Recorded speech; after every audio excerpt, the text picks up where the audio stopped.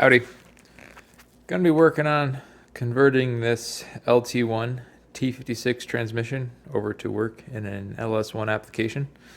Didn't really see the best of any videos, tutorials on YouTube, so thought I would try one myself and see if I could figure out what to do along the way, what works, what doesn't work, and what we can do here. So here is the LT1 T56. All I've done so far was take off the bell housing and the mid plate and just open it up, and I figured, oh, I should take a video. So this is still the LT1 input shaft, but that's the inside of the T56 here and what we look at when we open it up. So I'll show you what comes along in the kit that I got from Rocklin gear. So right here, these parts are the kit from Rocklin gear. The LT1/LS1 is the part number, I believe. I called them up about a year ago and took a little while to get the parts in. They're having trouble getting some stuff from Tremec, so it might even be worse now, who knows. But this has been sitting around for about a year.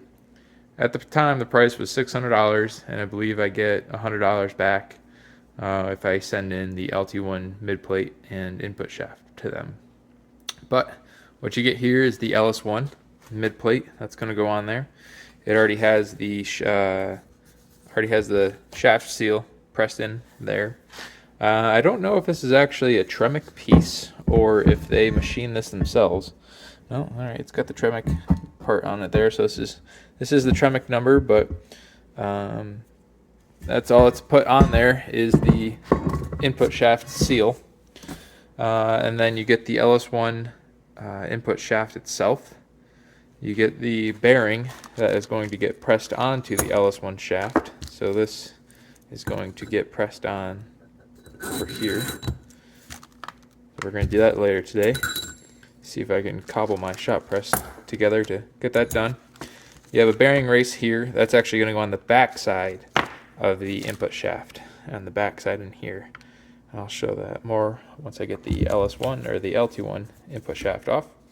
And then you got some shims. We're going to do some shimming, and I guess that's where the big portion comes now, is trying to figure out the correct end play. So these are different. One of them is for the input shaft, and one of them is for the counter shaft. So we'll have to, I did get a dial indicator, and we'll have to get out there and try to make sure that we can get that correct shim end play wise. There's another video I've seen where the person actually torques the mid plate down and checks the shim by resistance. It'll turn the shaft and say once you get some resistance, then back it down 2/1000ths until it turns freely, and then do the same for the counter shaft. We might see. I don't know. We might do that. We'll get there. We'll see. And then other things that you will need. So that was just the Rocklin gear, but you also need the LS1 bell housing. So this is the LS1 bell housing here, compared to that's the LT1 bell housing over there. You can see in there is the big spot where your shift fork would go. Instead, you just got two little holes for your slave cylinder, hydraulic slave cylinder, instead of the shift fork that goes over there. So you'll need this as well. This is another part from Tremec. This is separate, and at the time I believe that this was $200 some odd. I purchased this. It came with my LT1 transmission when I bought it, along with a Hawks short throw shifter. So I'm all in for the transmission itself with the bell housing and the Hawk short throw. I was able to get that for $1,100, and then the kit here was $600. So I'm all in for $1,700, and hopefully I'll get it $100 back. So I should have a LS1 T56 here for $1,600 if I do my things right. And I went to the local hardware store to try to get a few different pipes and pieces here to figure out how to press that bearing on that shaft. It's going to be the doozy here. The inside race, from what I could gather, is about 1.25 inches is what you're going to want to use. You don't want that on there. You don't want to press on the bearing cage. You want to press on the inner shaft here, the inner race. And that, from what I could see, was 1.25 inches is going to work. The only thing I didn't want to use any pipe because of the threaded pipe has a sharp edges, which I don't want to push on the inner race there. So, all right, I've babbled on enough. Let's see if I can get the LT1 input shaft off. All right, the LT1 input shaft came off pretty easily. All I had to do, really, you do have to kind of put some tension on this counter shaft here, so just kind of easily, pulled it to the side. Apparently there is some plastic bearings or something down there that can break if you go too forcefully. I've seen people put screwdrivers down here and pry out. I was actually able to do it with my hand and just move to the side a little bit. So this is what it looks like here. So like I said, we have that bearing there, which is where we're going to, that new race that came with it is going to go on the inside of the housing there. And then it looks like there's a few more pieces here, which I'm not going to try to move too many things. We'll see. Other than that, there is the LT1 counter shaft versus the input shaft versus the LS1. So you can tell the height difference is the big one, as well as the input shaft or the pilot bearing. Where that goes, I believe, is the difference as well. So here's the bearing that came off of it. Like I said, we're gonna have to press the other bearing down to that same spot, and that's the next one. So let's get after it. Well, I was planning on showing the way that I press this onto the shaft here, but I made this here little contraption that I had to clean this face up because it was going to press on that inside race, and then put that down and put a flat stock on top of that and hit it with the press. And I got it all set up over here and everything. I put the input shaft in the chest freezer. I put the bearing on top of the coal stove just for 5 minutes while I was getting this contraption together. And I took the bearing out of the coal stove and I was like, oh, that's pretty hot.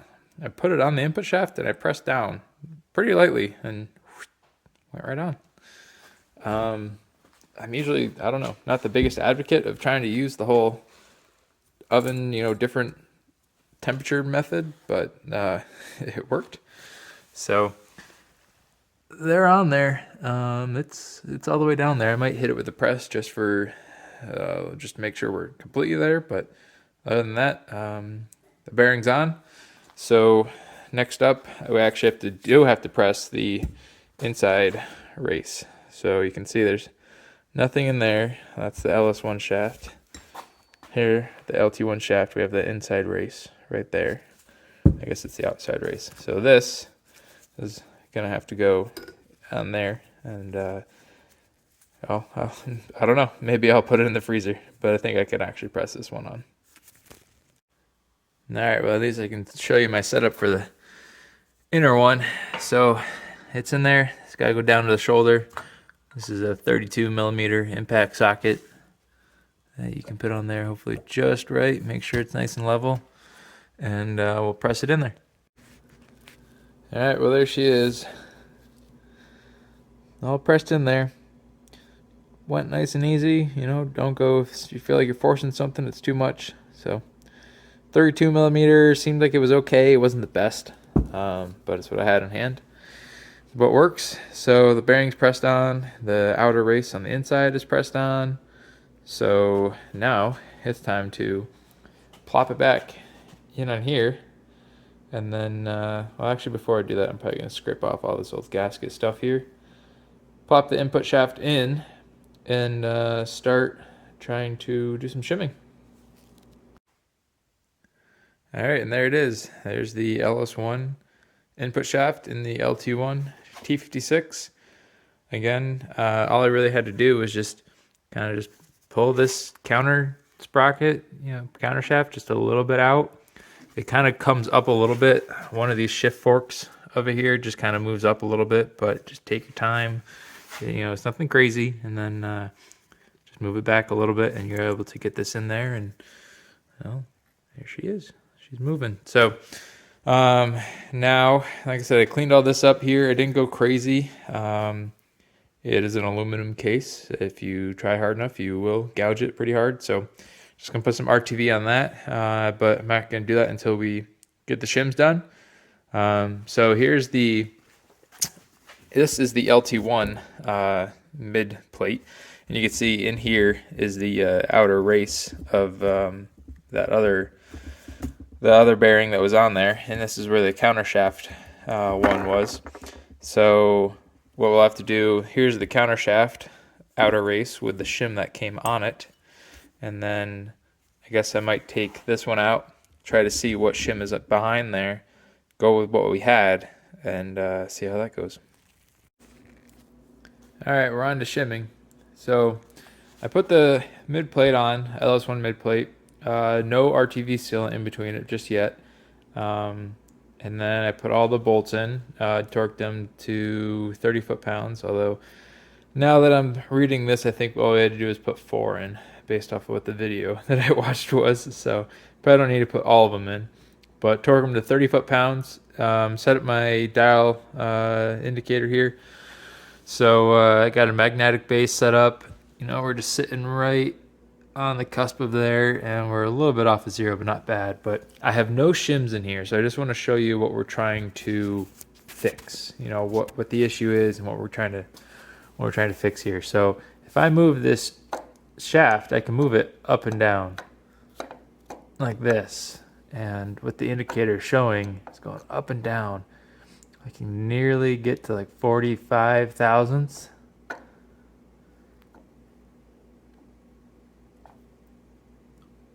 Almost to 50 if I try. So that's the end play that we're trying to get rid of. We can't have that movement in the input shaft. So now that I have my number and I can see we're going somewhere between 45 and 50 thousandths, what we want to get to from what the manual says is 0 to 2 thousandths. So we got quite a bit of shimming to do. So I'm going to try to find the correct shim, throw it in there, and see how it goes. All right, we're back at it. Got my dial indicator here. I'll set up on close enough to 0. Make sure there's no gap in between the top of the input shaft and there. You know, you set it with a little bit of preload, and then you'd move your 0 to it. So that's all set there. I was able to borrow a micrometer, and these are the shims that come for the main shaft with the thing from conversion kit from Rocklin gear. So this is the one I measured that was in there. Stock that was 0.124 millimeters, and then these are the rest of the ones that came here. So the thickest one we have is 113. And then a few duplicates, you know, I saw an 036 and an 036, a 51 and a 51, 345s, 290s. So, you know, hopefully we can, you know, make some combination of something that'll work here. I think I did this earlier, and I was pretty close to 50 thou, I think. So this is essentially what you're gonna do, is just move this up.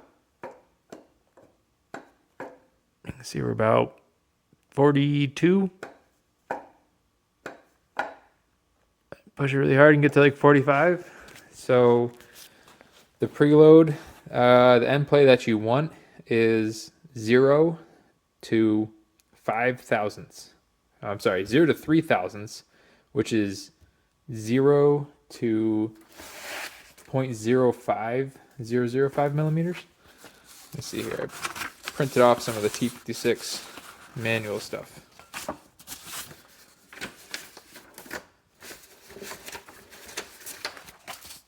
So,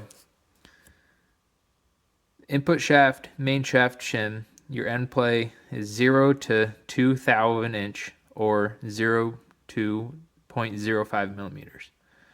So we're running right about 45. So I'm going to use one of those 45 shims, put it in there, tighten it back up, and then do the end play again. All right, well, I got the shim in there. Got it all buttoned up. I only put 4 bolts in, and I saw some video from Bowler Transmissions or something that 4 will do enough, which makes sense to me. So I went to go check the end play again. What? in the world? Why is it moving that much? We measured earlier. It was 0.045, you know. We're in right there. We're graduations of 1,000th of an inch, and it was 40 of them, 0.04 inches. And I'm over here. Oh, that says millimeters. There's my issue. So 0.045 inches equals, what did Google say earlier? It was something like 1.13. No, I don't know. Maybe I'm saying that just because that's one of my shims. Millimeters. So it also makes sense that I was reading my micrometer wrong. All of these that were 0.124 and 0.113 and 0.090 are actually 1.24 millimeters. That's what stock was. I got a 1.13 millimeter, 0.9 millimeter, so on and so forth. So I'm gonna actually do the conversion here and see if I have the correct shims, and we'll try it again. Remember, conversions, metric, standard, great stuff. All right, well, after I figured out I can't convert from metric to standard, the 0.045 that I had comes out to 1.143 millimeters. So that's 1.143 millimeters. So I had a 1.13 millimeter shim. So that's off by 1,000th, 1/10. Well, I guess it's 1 millimeter. 100th of a millimeter. So that is the closest that I'm going to have with these shims here. The next one being what was stock. These are actually a different, it's actually a different overall inner diameter, I believe. So I wouldn't want to use that. But that's the biggest one I got, and I guess I could add some more shims if I needed to, but I got it in there, and let's see how it goes.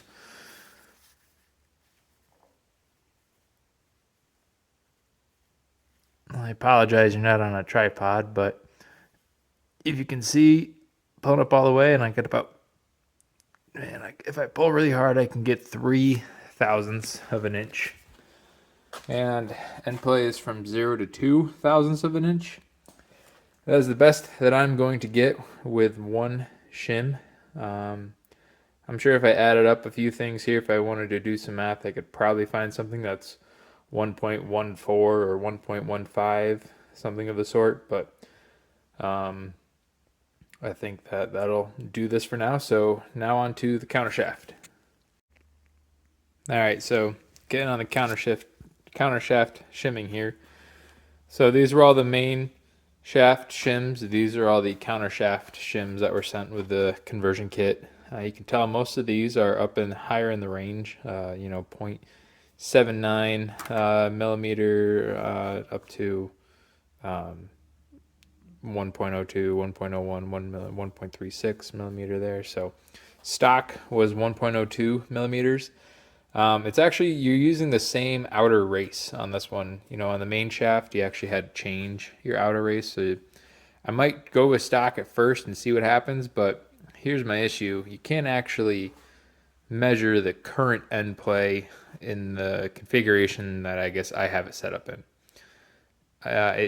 The Tremec service manual, here are the ways that it says to measure your counter shaft shimming procedure and your input shaft shimming procedure. So B is actually what they state to do for the input shaft shimming. Your input shaft's down here facing the other way. You're up at the end tail shaft up there, and you actually push on the input shaft up to measure your end play. So we actually did the reverse of that and just pulled. But for the counter shaft, there's this tool that they say to have here. So it's threaded on one end at the very end, and then over here that's knurled end. It comes through the hole in the front where we're working. And what they say to do is to take this end plate tool here and actually push up on it and measure your dial indicator right there. Now, I don't feel like taking out the tail shaft and dealing with that. So one of the ways that I saw another video like that Bowler transmissions again, they actually shimmed the counter shaft until the input shaft started to get hard to turn, and then they backed off 2 thou increments until it got better and it got freed up. Now your specifications that we're looking for here on the counter shaft shim is a preload of 0 to 2 thou. So that actually means that we want to put pressure on the counter shaft. So, well, I guess we'll try stock, see if I can turn the input shaft easily, and go from there. All right, so I put the stock 1.02 millimeter in there, and yep, spins pretty nice and freely. So I guess I'll step it up to the 136, which is quite a drastic step up, and we'll see what that goes from there, and just see if it binds it up. After that, now we have to start adding stuff up, like I don't know. Our lowest is a 77 and a 79. That's 140. So really, I can't do anything else besides a 136. That's going to be the highest I'm going to be able to go. Well, we'll see what happens. All right, well, I got the 1.36 shim in there. I don't have it torqued down because it's actually got some wobble to it. You can barely see some daylight through there.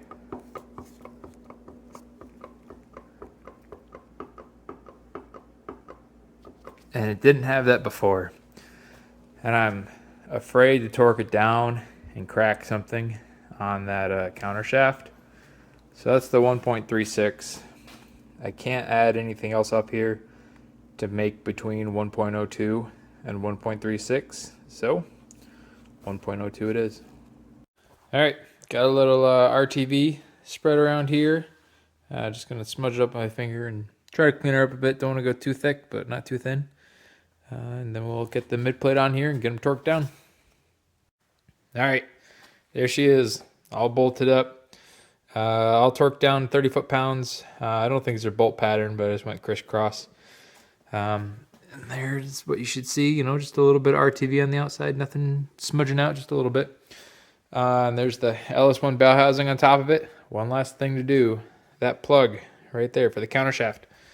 Go back to your LT1 mid plate, grab that plug out of there, and make sure you put it back in, or else you're gonna have a bad time. So there it is, how to convert your LT1 T56 to an LS1 T56.